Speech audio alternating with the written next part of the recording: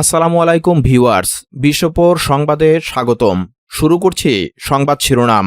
কুয়েতে সামরিক ঘাঁটিতে আঘাত হানল ইরানের ক্ষেপণাস্ত্র, 10 সেনা আহত। হরমুজ প্রণালীর পর এবার ওমান উপসাগর নিয়ন্ত্রণে নিল ইরান। ইরানের মার্কিন হামলায় সৌদি আরবে বিমান ঘাঁটিতে মার্কিন বিমান ধ্বংস। জ্বালানি তেলের বিষয়ে ইরানকে যে হুঁশিয়ারি দিলেন ডোনাল্ড ট্রাম্প। মার্কিন রণতরী আব্রাহাম লিঙ্কনকে পলাতক ঘোষণা করল ইরান। আপনারা শুনছিলেন সংবাদ শিরোনাম, এবার বিস্তারিত। কুয়েতের একটি সেনা ক্যাম্পে ইরানি ক্ষেপণাস্ত্র আঘাত হেনেছে বলে স্থানীয় সংবাদ মাধ্যমে খবর প্রকাশ হয়েছে। এতে সামরিক বাহিনীর 10 সদস্য আহত হয়েছে। রোববার দেশটির প্রতিরক্ষা মন্ত্রণালয়ের বিবৃতিতে জানানো হয়েছে যে আহতরা চিকিৎসাধীন রয়েছেন এবং ঘটনাস্থলে বস্তুগত ক্ষয়ক্ষতি হয়েছে। বিবৃতিতে আরও বলা হয়, গত 24 ঘন্টায় কুয়েতের আকাশসীমায় মোট 14টি ব্যালিস্টিক ক্ষেপণাস্ত্র এবং 12টি ড্রোন নিক্ষেপ করা হয়েছে। এদিকে কাতারের প্রতিরক্ষা মন্ত্রণালয় জানিয়েছে, ইরান থেকে ছোড়া বেশ কয়েকটি ড্রোন কাতারকে লক্ষ্য করে হামলা চালিয়েছে। দেশটির সামরিক বাহিনী এক বিবৃতিতে জানিয়েছে, তারা সফলভাবে ধেয়ে আসা সমস্ত ড্রোন প্রতিহত এবং নিষ্ক্রিয় করেছে।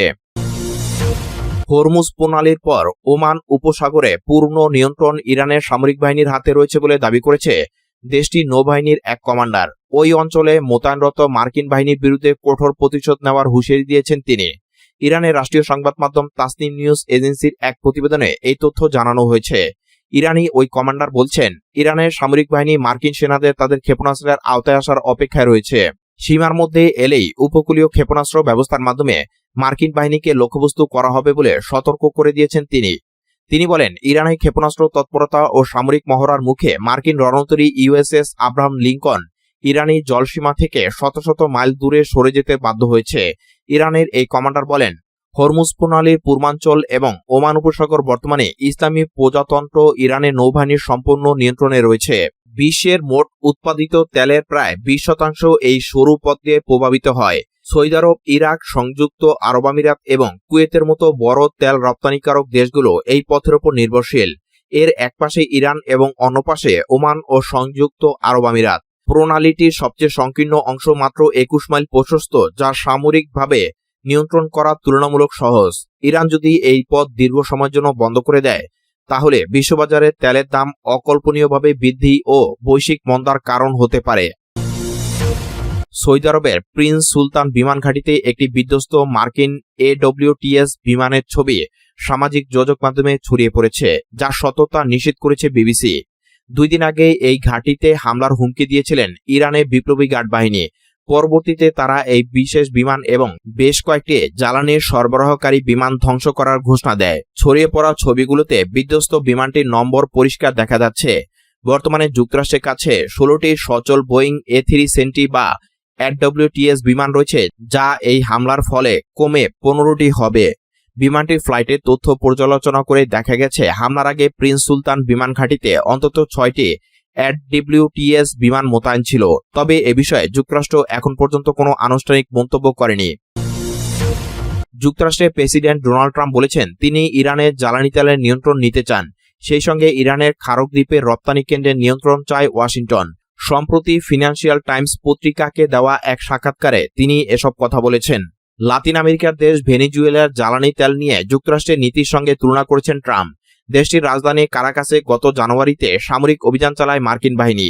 ওই সময় ভেনেজুয়েলার প্রেসিডেন্ট নিকোলা মাদুরাকে স্ত্রীসহ তুলে এনে নিউ ইয়র্কে আটক রাখা হয়েছে। এরপর থেকে অন্তর্বর্তী সরকারের অধীনে থাকা ভেনেজুয়েলার জ্বালানি তেলের উপর নিয়ন্ত্রণ আরোপের ইচ্ছার কথা জানিয়েছে ওয়াশিংটন। ফিনান্সিয়াল টাইমসকে ট্রাম্প সরাসরি বলেন, সত্যি বলতে আমার সবচেয়ে পছন্দের কাজ ইরানের জ্বালানি তেলের নিয়ন্ত্রণ নেওয়া। কিন্তু যুক্তরাষ্ট্রে কিছু বোকা লোক বলছে, আপনি এটা কেন করছেন? ওরা আসলেই বোকা।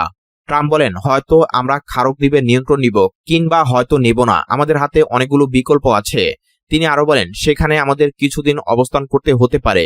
খারক দ্বীপে থাকা ইরানের প্রতিরক্ষা ব্যবস্থা সম্পর্কে জানতে চাইলে ট্রাম্প চটজলদি বলেন, আমার মনে হয় না ইরান কোনো প্রতিরক্ষা ব্যবস্থা আছে। আমরা খুব সহজে এটি নিয়ন্ত্রণ নিতে পারি। মার্কিন ইসরায়েলি আগ্রাসন শুরু হওয়ার পর থেকে সমুচিত জবাব দিয়ে যাচ্ছে ইরান। উগ্র ইহুদিবাদী ভূখণ্ড এবং উপসাগরীয় আরব দেশগুলোতে থাকা মার্কিন সামরিক ঘাঁটি ও স্বার্থ সংশ্লিষ্ট স্থাপনায় সমান্তালে ক্ষেপণাস্ত্র ও ড্রোন ছুড়ছে ইরান। এতে পিছু হটতে বাধ্য হয় যুক্তরাষ্ট্রের গর্ব যুদ্ধবিমানবাহী রণতরী ইউএসএস আব্রাহাম লিঙ্কন। সমুদ্রে দানবখ্যাত এই যুদ্ধজাহাজ আরব সাগরে মোতায়েন করে সেখান থেকে ইরানের বিভিন্ন স্থানে ক্ষেপণাস্ত্র ও বিমান হামলা করেছিলেন মার্কিন সেনারা। সেটি ইরানি সেনাদের হামলায় টিকে থাকতে না পেরে শত শত মাইল দূরে পালিয়ে গেছে বলে রোববার জানায় তেহরান। ইরানি গণমাধ্যমের খবর অনুযায়ী একজন ইরানি নৌ কমান্ডার এই অঞ্চলে মার্কিন বাহিনীর বিরুদ্ধে প্রতিশোধ নেওয়ার হুঁশিয়ারি দিয়েছেন। তিনি জানিয়েছেন, ইরান মার্কিন বাহিনীকে তাদের নাগালের মধ্যে আসার জন্য অপেক্ষা করছে এবং তারা উপকূলীয় ক্ষেপণাস্ত্র ব্যবস্থার লক্ষ্যবস্তু হতে পারে। তিনি দাবি করছেন, ইরানি ক্ষেপণাস্ত্র অভিযান এবং তৎপরতার মুখে মার্কিন রণতরী ইউএসএস আব্রাহাম লিঙ্কন ইরানের জলসীমা থেকে শত শত মাইল দূরে সরে যেতে বাধ্য হয়েছে। ইরানের নৌবাহিনী প্রধান শাহরাম ইরানি রোববার জানিয়েছে, মার্কিন বিমানবাহী রণতরী ইউএসএস আব্রাহাম লিঙ্কন যদি তাদের ক্ষেপণাস্ত্রের রেঞ্জ বা পাল্লার মধ্যে আসে তবে ইসলামী প্রজাতন্ত্র সেটিকে লক্ষ্যবস্তু করবে। দেশটির রাষ্ট্রীয় টেলিভিশনে উদ্ধৃতি অনুযায়ী শাহরাম ইরানি বলেন, USS Abraham Lincoln career strike group আমাদের ফায়ারিং রেঞ্জের মধ্যে আসা মাত্রই আমরা বিভিন্ন ধরনের সমুদ্র থেকে সমুদ্রে নিক্ষেপযোগ্য ক্ষেপণাস্ত্র ছুড়ে ডেনা যুদ্ধজাহাজের শহীদদের রক্তের পরিশোধ নেব। এর আগে আইএসএস ডেনা নামে ফ্রিগেটটি ভারতের সঙ্গে যৌথ মহড়া শেষ করে ফেরার পথে গত ৪ মার্চ শ্রীলঙ্কা উপকূলে ভারত মহাসাগরের আন্তর্জাতিক জলসীমায় মার্কিন টর্পেডো হামলায় ডুবে যায়। নৌযানটি থেকে ৩২ নাবিককে জীবিত উদ্ধার করতে পেরেছিল শ্রীলঙ্কা কর্তৃপক্ষ। পরে সেখান থেকে অন্তত ৮০টি লাশ উদ্ধার করেন শ্রীলঙ্কার নৌবাহিনীর সদস্যরা।